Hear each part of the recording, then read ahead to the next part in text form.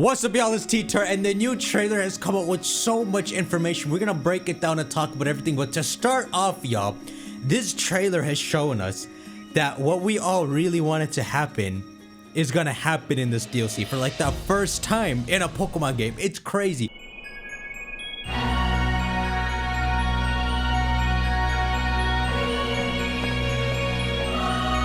First part of the trailer shows us walking into the Area Zero gatehouse. That is, of course, our final visit to it. We're staring at it because we know some crap is about to go down. And also, our player character being alone, it almost gives us the impression that whatever's happening down there, we'll talk about it. It's like the whole gang that's involved with the Tropical stuff has already gone into Area Zero and causing mayhem, and we're the last to go in. So it's that cold, slow stare at the gatehouse before we go.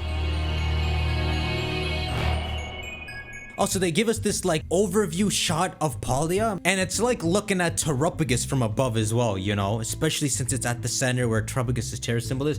I wonder if the game's gonna develop the idea that the region is a turtle, or maybe because Terrapagus is at the center, it naturally shaped into like the structure of a turtle. It's weird.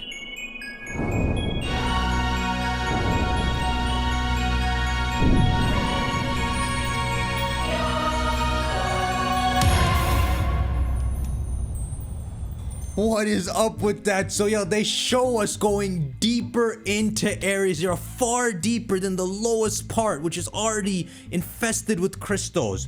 There is a... what is that? There's a tree down there? There's a terastallized tree, right? This is the same thing we saw on the surface. So there's some tree at the very bottom of Area Zero. It doesn't have petals. All of these petals are just terastallized mess, as well as the base. Hey, it's got kind of a tail. Imagine this was a Pokemon. Imagine this is Dokutaro. Alright, what is the purpose of them showing us this? The music even pauses. It could be something very serious that we just won't know until we play the games. Like there's something important about that tree. Or maybe this is like your first time going into Area Zero. You like one of the first things you see is this tree. And it just sets the vibe. Imagine even in-game the music ends like that, and like a deeper echoey version of the Area Zero theme starts playing as you go deeper.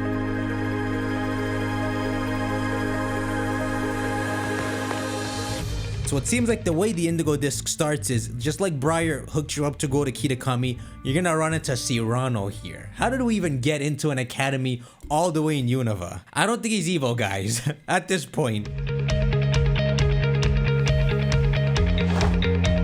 Yeah, so they show us interacting with the Elite Four there, as well as Carmine, who should be a high... like, they should mention that Carmine and Kieran are like Elite Four candidates, you know, because they're said to be the same level of strength, right? Carmine says this, if I remember correctly. But since they have unique designs, it'd be interesting if they said, yeah, you could just consider them like honorary Elite Four members, especially with how strong they are at the end of the Teal mask.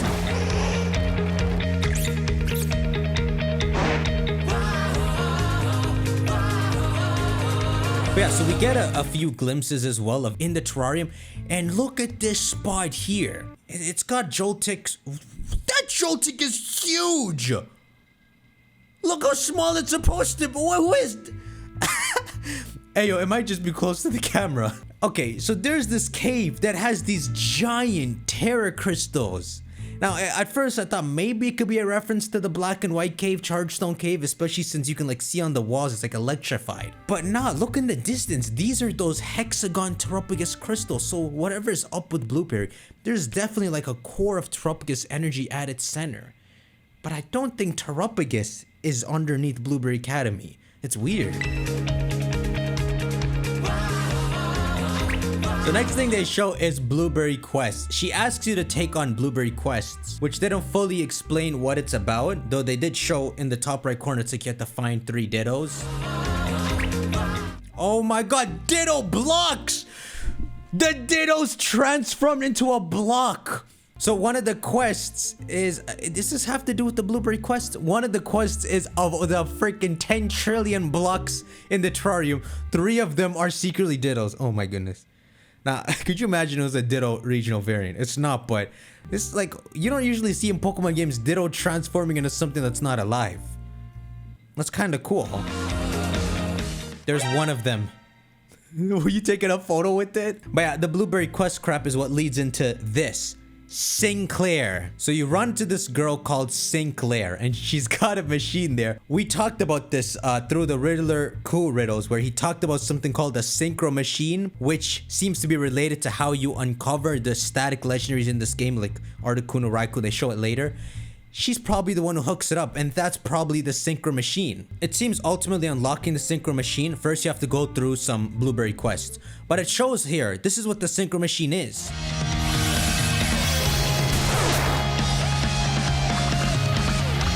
So you're synchronizing with your Pokemon and playing as them. This is us playing as Pikachu.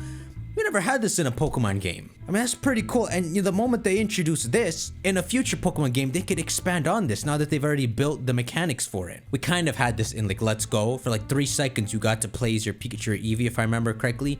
But building off this in Unova, they could do this more. Where your starter Pokemon, you just send off somewhere to do something. I mean, you play as the starter Pokemon, I mean.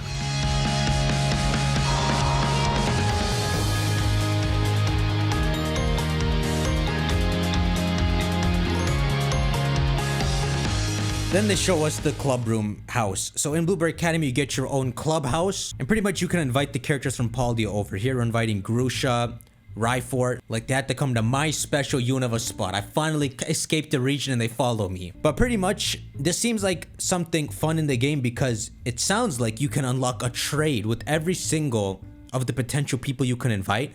As well as later on in the trailer, you see them interacting, so you might be able to uncover new lore. Like, for example, Miriam and Iono, why do they look so similar? Maybe as you play the Indigo disc at Blueberry Academy, you have ultimately get the lore that like Iono's her daughter or her little sister or something, you know? See, this is the clubhouse, and freaking Miriam is talking to Tulip. Hey, yo, y'all look kind of similar too.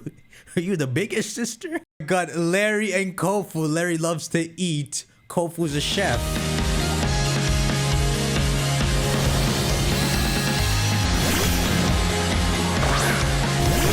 So you see that? We traded for Iono's Magnemite, right? Look what happens when we send it out. It's literally called Iono's Magnemite.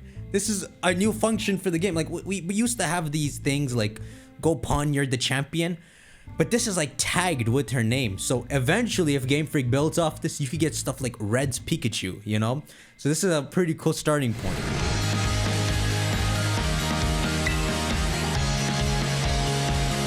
So that guy. Apparently that guy is, after you do a bunch of blueberry quests, you ultimately make it to that guy who then gives you the snacks, and apparently using those snacks with the synchro machine in some way is how you start to unlock the static legendaries encounters.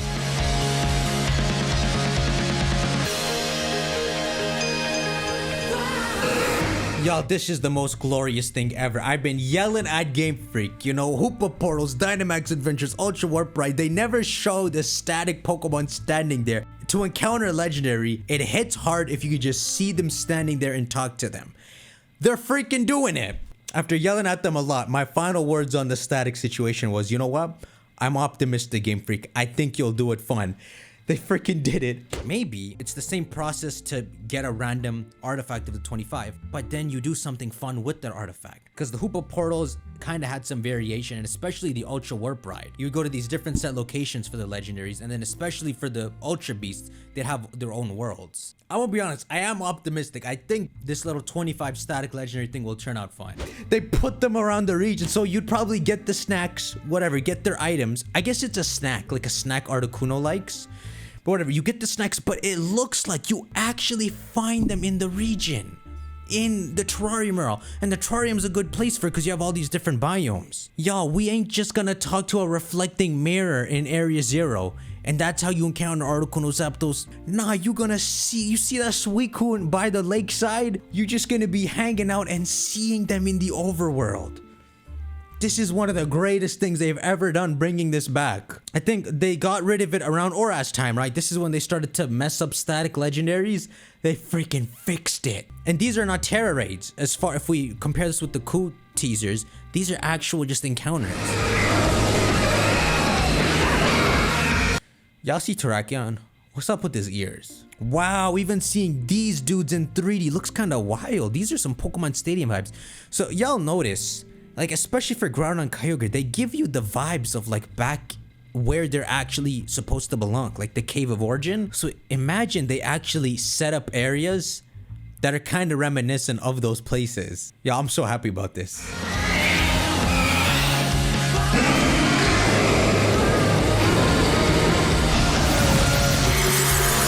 You see that Kieran? It's so reminiscent of the giant chasm. Even if they're not meant to look the same way, at least they've put them in fitting locations. Then they show us the Blueberry Elite Four, who's of course gonna lead up to the champion.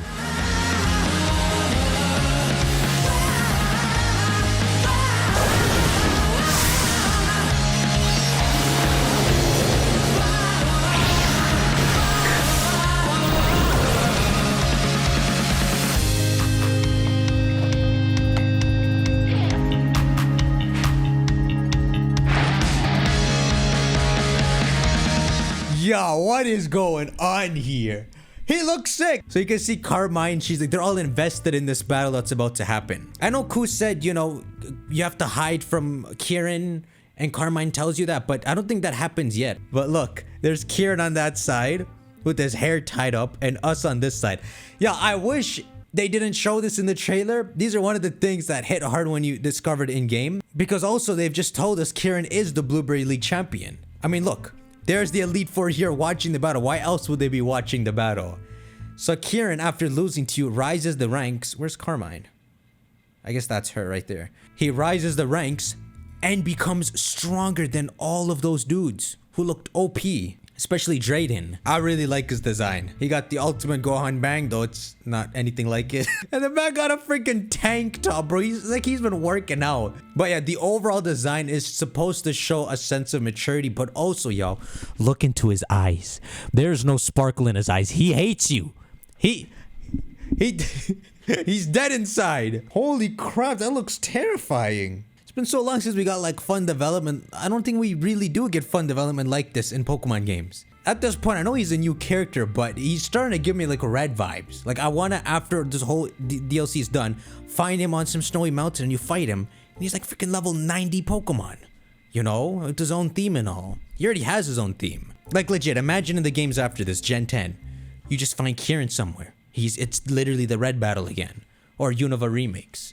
I like his design.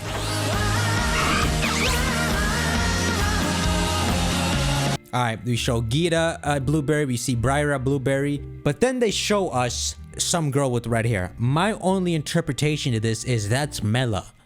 And all of Team Star, I said this in the reaction, all of Team Star, they might have like normalized themselves to go back to school.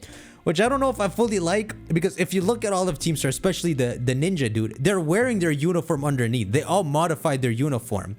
Obviously, it's not realistic. Mela can't sit in class looking the way she is. But I think the whole point of the Team Star storyline is that they're all outcasts. And that's why they were picked on and they became bullied. I thought it was fitting that they're all supposed to have designs that make them not fit in. But, you know, I suppose it's also nice if, you know, they dress normally and go to school. So that looks like Mela. She freaking straightened her hair.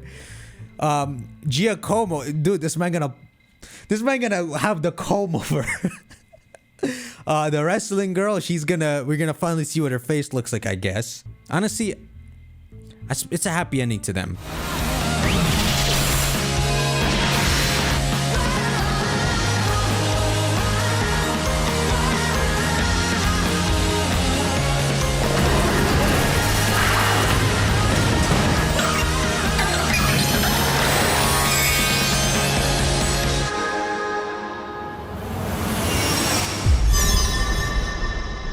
Bro, that part is insane. Whatever we go to at the end, we are walking through this crystallized place. We know we're getting near Tropigus when we see crap like this. But they sneakily show something here, which is that we're having some battle in Area Zero's core here, filled with crystals all around us, and we're using Koraidon and Miraidon. It seems to be a part of some like story battle. Kind of like when we had to verse Sada and Turo, Koraidon versus Koraidon, that crap. Sounds like something important is going on here. And this is actually our ride Pokemon that comes out. And we have kind of a teaser of what that battle might be.